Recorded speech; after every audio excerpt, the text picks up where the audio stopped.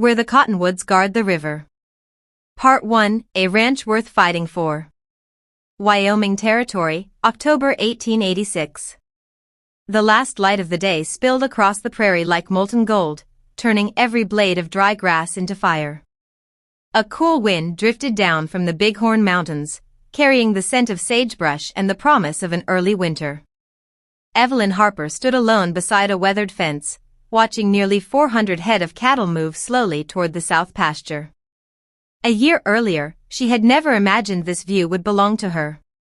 Her husband, Nathan Harper, had built the Broken Oak Ranch from a modest homestead into one of the strongest cattle outfits in the county. Every fence post, every barn beam, every grazing trail carried the mark of his hands. Then, one stormy afternoon during the spring roundup, everything changed.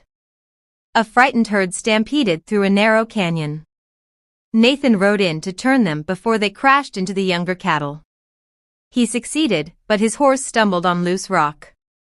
By the time the other riders reached him, it was already too late. At 29 years old, Evelyn became the sole owner of nearly 4,000 acres of grazing land. The deed carried her name. The responsibility carried everything else. Many people in the county offered sympathy. Some offered advice. Others quietly waited for her to fail. They believed a young widow couldn't possibly keep such a ranch alive. Evelyn never argued with them. She simply saddled her horse before sunrise every morning and went to work. Old Samuel Briggs, the ranch foreman, had spent 30 years riding these pastures.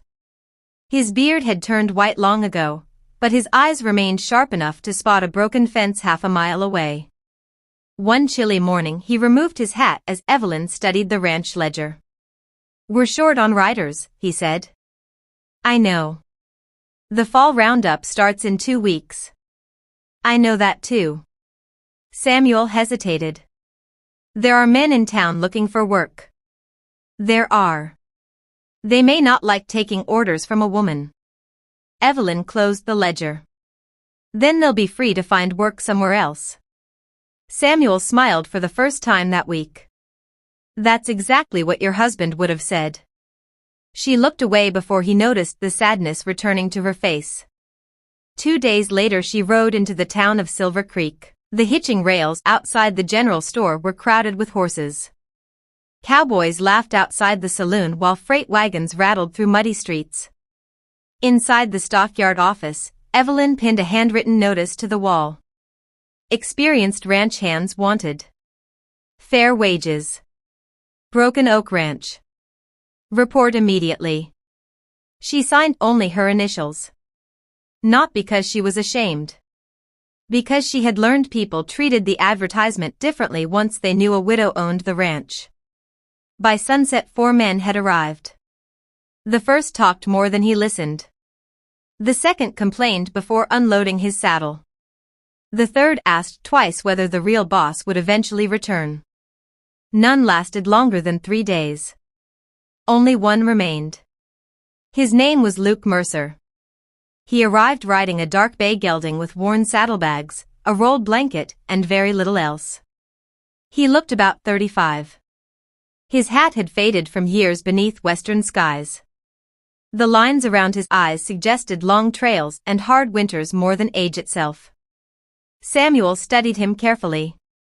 "Where've you worked?" "Everywhere between New Mexico and Montana." "References?" Luke shook his head.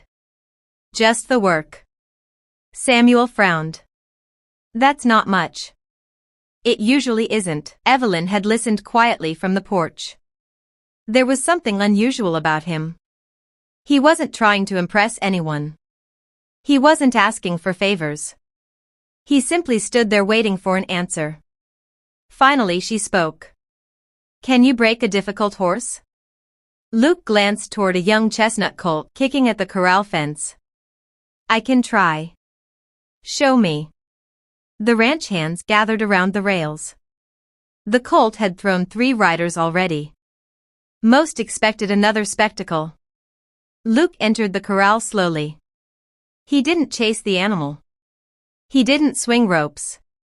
He simply waited. For nearly 20 minutes neither horse nor man hurried. Little by little the frightened colt stopped circling. Its breathing slowed. Its ears turned toward him. When Luke finally rested one hand against its neck, the entire corral had gone silent. A few minutes later he walked the colt calmly around the enclosure. No shouting. No force. Only patience. Samuel scratched his beard. "I'll be." Evelyn nodded once. "When can you start?" Luke smiled faintly. "I believe I already have."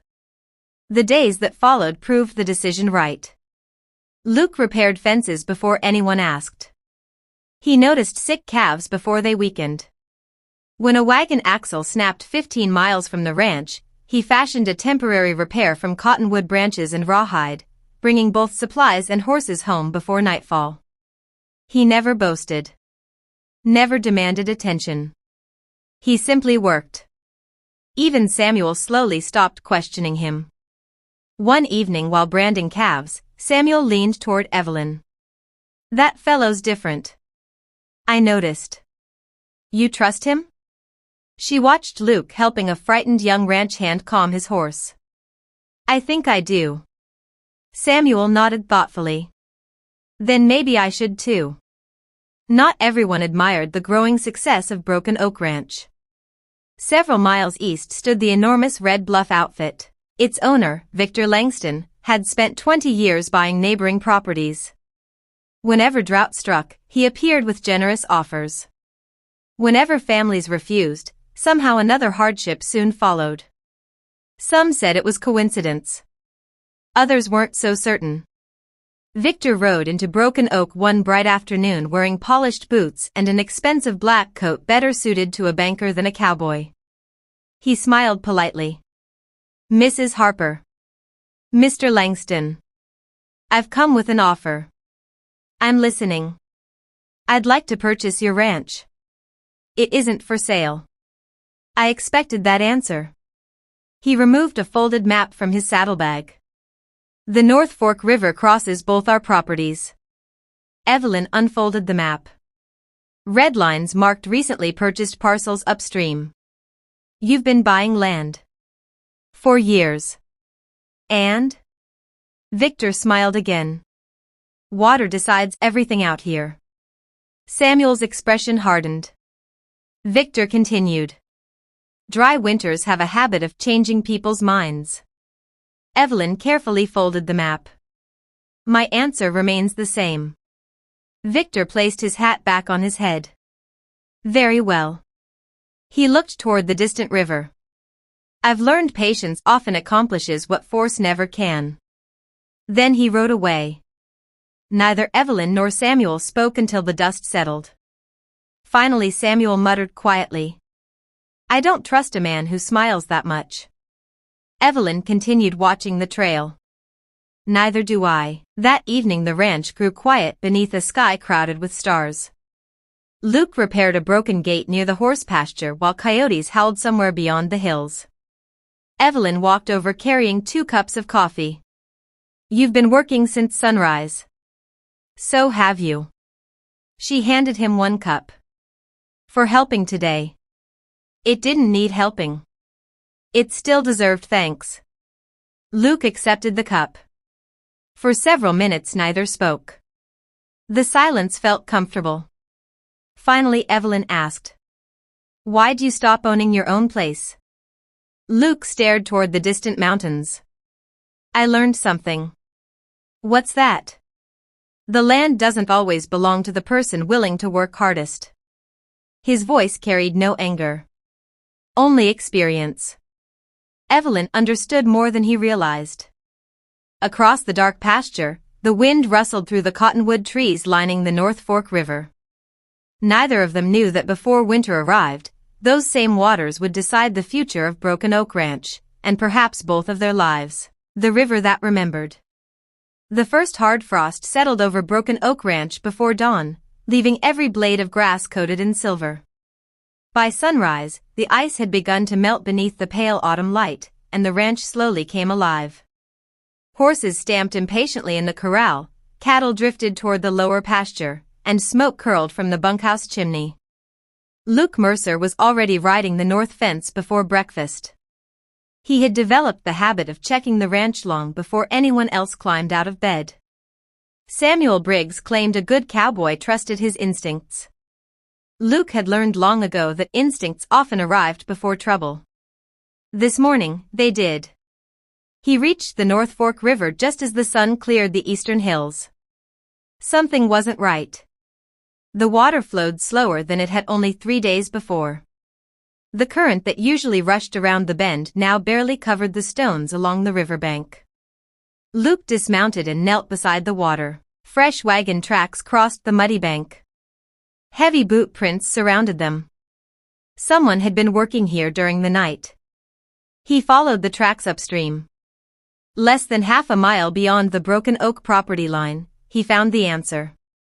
A newly built timber diversion stretched across part of the river. Thick logs and fresh-cut cottonwood posts forced much of the water into a narrow ditch leading east, toward the Red Bluff outfit. Luke examined the structure carefully. The wood still smelled freshly cut. Whoever built it had worked quickly.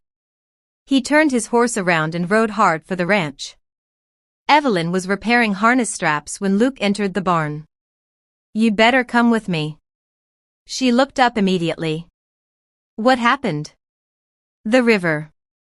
Samuel overheard the conversation and joined them.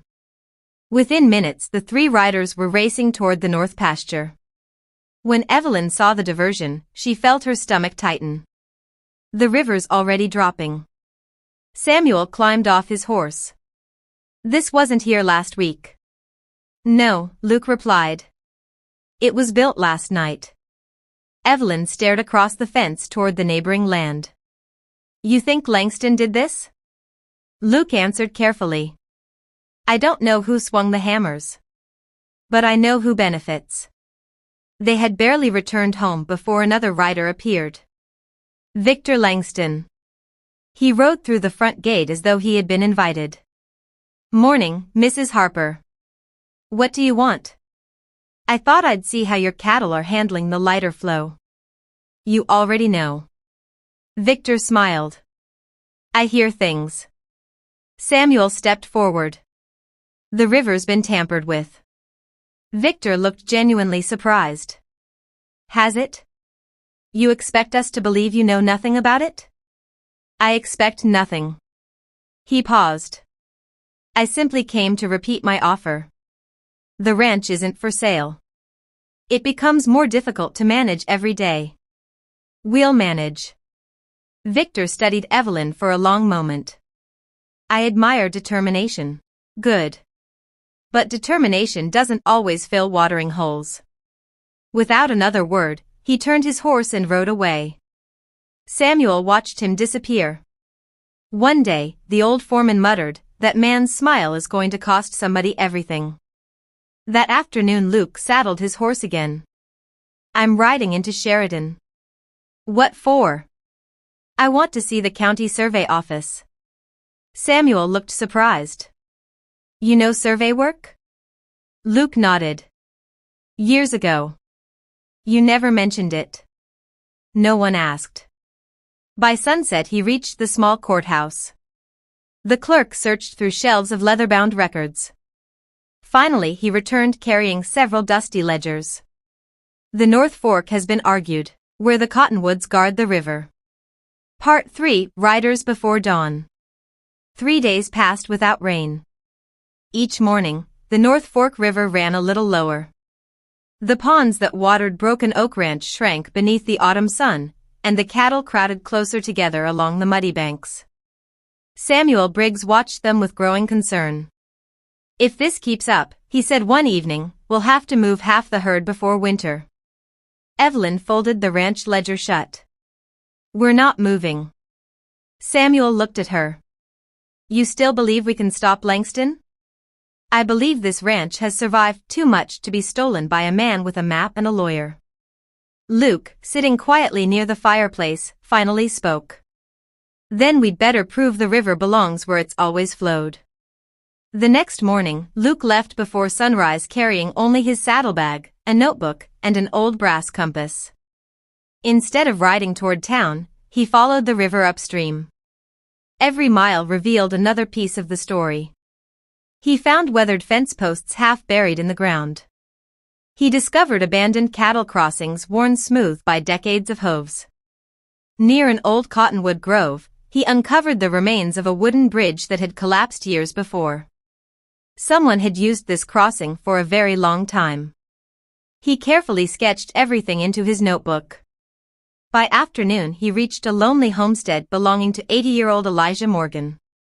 The old rancher sat on his porch carving a piece of cedar. Luke removed his hat. Afternoon. Elijah smiled. I remember you. Luke looked surprised. We met? You repaired my wagon near Buffalo 6 years ago. Luke laughed softly. I'd forgotten. I hadn't. Luke explained why he had come. When he mentioned Broken Oak Ranch in the North Fork River, the old man's smile disappeared. I knew Nathan Harper. You did? Good man. Elijah looked toward the distant hills. When his father settled here, there wasn't another ranch within 20 miles.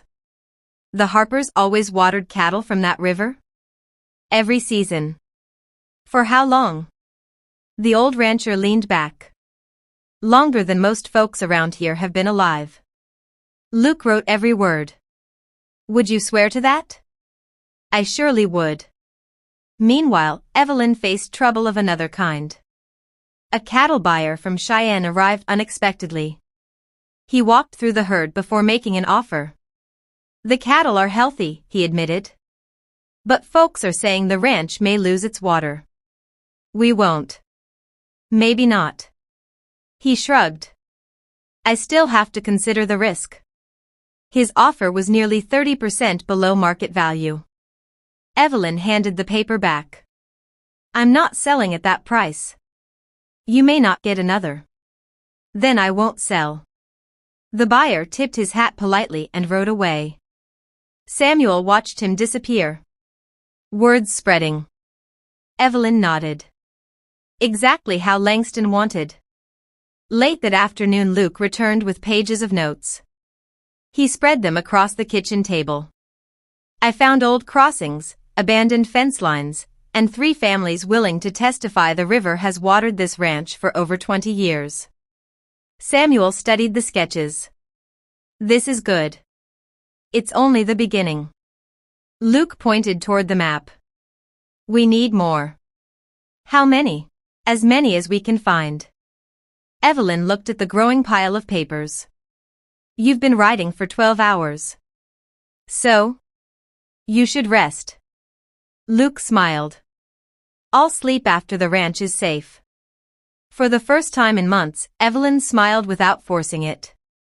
2 nights later, the ranch dogs began barking. Luke was awake before the second bark. He stepped outside just as Samuel emerged from the bunkhouse carrying a lantern. What is it? Horses. Several riders. Moving quietly. Luke listened. They're staying off the main trail. The moonlight revealed 4 dark figures crossing the north pasture. They're heading for the river, Luke whispered. Evelyn came onto the porch pulling on her coat. What's happening? I don't know yet. Luke tightened his saddle.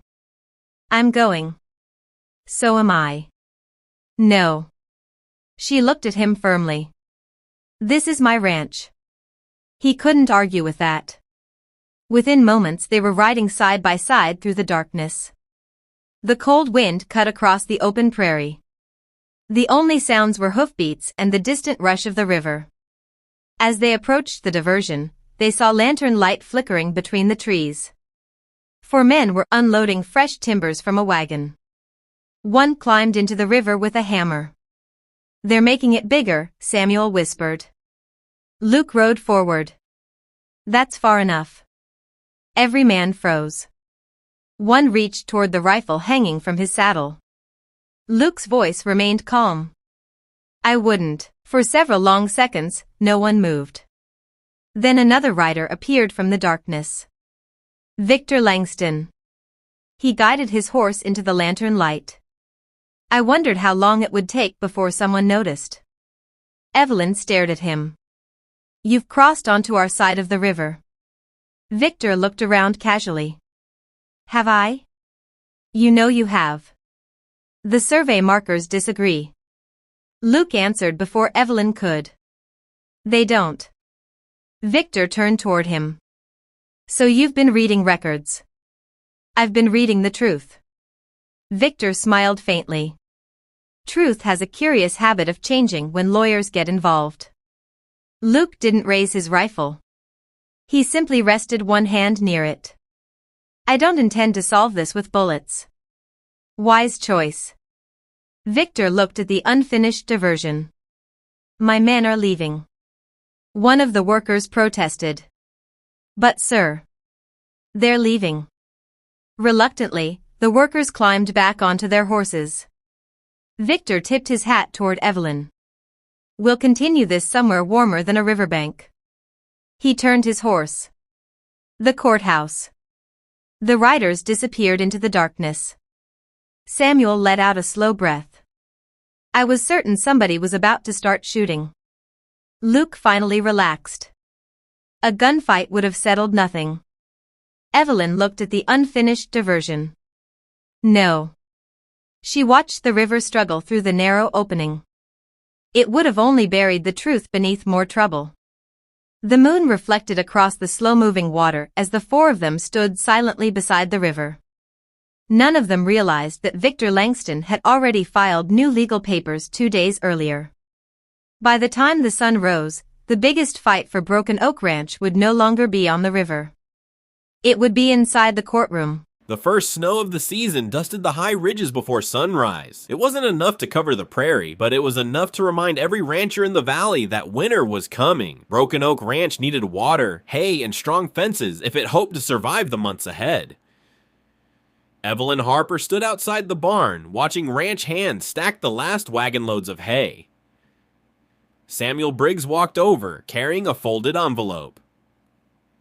It came from Sheridan, he said. She opened it carefully. Inside was an official notice from the county land office. Victor Langston had formally filed a claim stating that the North Fork River diversion was legal because his ranch held the oldest recorded rights to the upstream channel. A hearing had been scheduled in 12 days. Luke read the notice over her shoulder. 12 days. Is that enough? Evelyn asked. If we don't waste a single one. The next morning, Luke and Samuel divided the valley between them. Samuel rode east to visit ranchers who had known the Harper family for decades. Luke headed west toward the older settlements, where retired cattlemen still remembered the first fences built along the North Fork. Every mile added another piece of the ranch's history. Some people produced faded journals. Others found yellowed receipts showing cattle taxes paid by Nathan Harper's father. One elderly widow even uncovered a hand-drawn map made by her late husband nearly 25 years earlier. The North Fork clearly crossed Broken Oak Ranch exactly where it always had. Luke carefully rolled the map into a leather tube. This may save the ranch. The widow smiled. It belongs with people who still care about the truth. Meanwhile, Victor Langston continued his campaign. He visited neighboring ranches, offering generous prices for grazing leases. Some accepted, others refused. Those who refused soon discovered fence posts broken during the night, or cattle wandering through gates mysteriously left open. No one could prove who was responsible. Everyone had their suspicions. One evening, Samuel returned from town looking unusually serious. Folks are talking. What are they saying? Evelyn asked. They're afraid. Of Langston? Samuel nodded. He owns enough land now that many believe standing against him could cost them everything. Luke looked across the kitchen. Fear spreads faster than drought. 2 days before the hearing, another surprise arrived. A young rider appeared at Broken Oak carrying a weathered leather satchel. My name is Thomas Reed, he said. My grandfather asked me to deliver this. Inside the satchel lay an old survey book. Its pages were stained by rain and age. Across one page was an official county survey completed 22 years earlier. It showed the exact location of the North Fork River. Samuel stared at it in amazement. This is signed by the territorial surveyor himself. Luke smiled for the first time that week. This is better than I hoped. The morning of the hearing arrived cold and clear. The courthouse in Sheridan filled long before the doors opened. Ranchers from every corner of the county crowded the wooden benches. Some came to support Evelyn, others came simply to watch two powerful ranches settle their dispute. Victor Langston entered wearing a dark wool coat, accompanied by an experienced attorney carrying several thick law books. Evelyn wore a simple blue dress beneath her winter coat. Luke carried only a leather folder containing months of gathered evidence. The county judge called the room to order. Victor's attorney stood first. He argued that legal filings, not tradition, determined ownership. He claimed the diversion had merely redirected water already belonging to Red Bluff Ranch. When he finished, several people nodded quietly. Then Luke rose. He walked to the front of the courtroom without hurry. He placed the survey book on the judge's desk. Next came the old map, then tax records, then sworn statements from ranchers who had watered cattle at Broken Oak for more than 2 decades. Finally, Elijah Morgan slowly walked to the witness stand. Though his hands trembled with age, his voice remained steady. "I watched Nathan Harper's father water cattle from that river when I was a young man," he said. "The North Fork has always served Broken Oak." One by one, other witnesses confirmed the same story. The courtroom grew quieter with each testimony. When Luke finished presenting the final document, he looked directly at the judge. "The river remembers where it has always run," he said. "So do the people who depended on it." Silence filled the room. The judge removed his spectacles and carefully reviewed every page before him. Minutes felt like hours. At last, he spoke. "The evidence clearly establishes long-standing continuous use by Broken Oak Ranch." He looked toward Victor Langston. "The diversion must be removed immediately. The North Fork water rights remain with Broken Oak Ranch." A wave of relief swept through the courtroom. Samuel closed his eyes and whispered, "Thank the Lord." Evelyn looked at Luke. Neither of them spoke. They didn't need to. Outside the courthouse, snowflakes began drifting gently through the cold afternoon air. Victor stepped onto the porch a few moments later. He paused beside Evelyn. "You fought harder than I expected." "We fought honestly." He nodded once. "Sometimes those are the same thing." Without another word, he climbed into his wagon and drove away through the falling snow. Luke watched until the wagon disappeared. "It's over." Evelyn smiled softly. "No." She looked toward the distant mountains. "It's finally the beginning." As they started the ride home to Broken Oak Ranch, neither of them noticed the small smile on Samuel Briggs's face. The old foreman had spent enough years on the frontier to recognize something beyond a legal victory. For the first time since Nathan Harper's death, Broken Oak Ranch felt like home again. The ride home from Sheridan was quieter than any trail Evelyn Harper could remember. Snow drifted gently across the prairie, softening the hills and turning the cottonwood trees along the North Fork into white silhouettes. The courtroom victory should have felt like the end of a long fight, yet Evelyn knew a ranch wasn't saved by a judge's decision alone. It was saved one sunrise, one fence, and one hard day's work at a time. As Broken Oak Ranch came into view, Samuel Briggs smiled beneath his gray beard. "Looks different somehow," he said. "It hasn't changed," Evelyn replied. Samuel chuckled. "No, but the people riding toward it have." The following weeks were filled with honest labor. The damaged riverbank was repaired. The illegal diversion was dismantled plank by plank. Luke supervised the work himself, making sure the North Fork returned to its natural course. Within days, the water once again flowed across the lower pasture. The cattle gathered peacefully along its banks. For the first time in months, the ranch breathed easily. Winter arrived with unusual strength. Heavy snow buried the trails, and icy winds swept down from the mountains. One bitter evening, a frightened ranch boy galloped into the yard. "Miss Harper," he shouted, "our cabin roof collapsed. My pa's trapped inside." Before the horse had fully stopped, Luke was already tightening his saddle. "I'm coming." "So am I," Evelyn said. Samuel pointed toward the storm. "You won't make it before dark." "We don't have until morning," Luke answered. The 3 riders disappeared into the swirling snow. The Miller family's cabin stood nearly 10 miles away. When they arrived, the roof had indeed collapsed beneath the weight of fresh snow. Neighbors struggled to lift the heavy logs. Without hesitation, Luke organized everyone.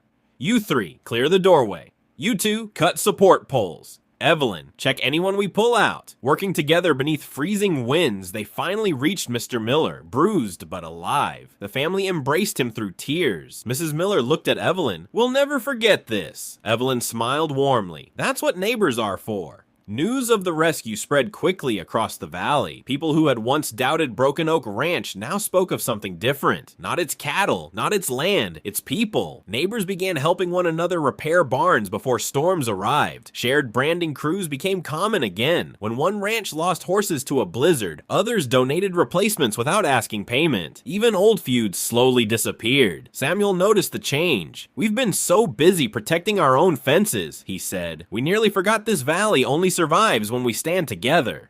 As winter slowly faded, spring returned to the prairie. Fresh green grass covered the hills. Wildflowers appeared beside the river. The North Fork sparkled beneath bright blue skies exactly as it had for generations. One afternoon, Luke finished repairing the final section of fencing damaged during winter. He leaned against the gate, looking across the valley. Evelyn walked over carrying 2 tin cups of coffee. "You've been fixing fences all morning." He smiled. "I've discovered I like fixing things." She handed him a cup. "You've done more than that." Luke looked puzzled. "What do you mean?" "You helped repair this ranch." He laughed softly. "I only mended a few boards." "No," she shook her head. "You reminded everyone, including me, that hope can be rebuilt." For a long moment, neither spoke. The river flowed quietly nearby. Birds sang from the cottonwood trees. Finally, Luke broke the silence.